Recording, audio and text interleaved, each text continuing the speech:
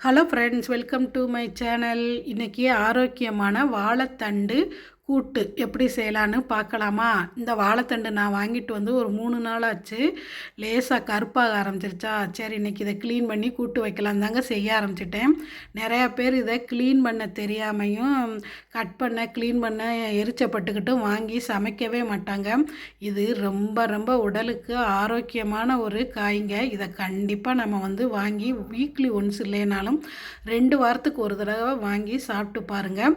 அப்புறம் இந்த வாழைத்தண்டலோட தோலை எடுத்துகிட்டு இதை வட்ட வட்டமாக கட் பண்ணும்போது நார் மாதிரி வரும். அது விரல வச்சு சுற்றினாலே அழகாக வந்துடும்.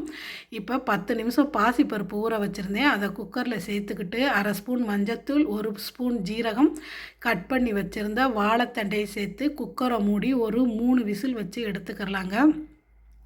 அப்புறம் விசில் ப்ரெஷர்லாம் அடங்கினதுக்கு அப்புறம் அது கூட கொஞ்சம் உப்பு சேர்த்து கலந்துக்கலாம்.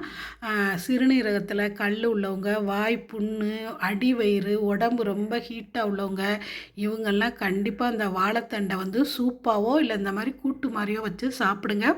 உடம்புக்கு ரொம்ப ரொம்ப குளிர்ச்சியானதுங்க, ரொம்ப ஹெல்த்தானதும் கூட. அப்புறம் இது கூட தேங்காய் சேர்த்துக்கிட்டு கடுகு, உளுந்தம்பருப்பு, வெங்காயம், பட்டை வத்தை, கருவேப்பிலை தாளித்து போட்டால் சூப்பரான கூட்டு ரெடி.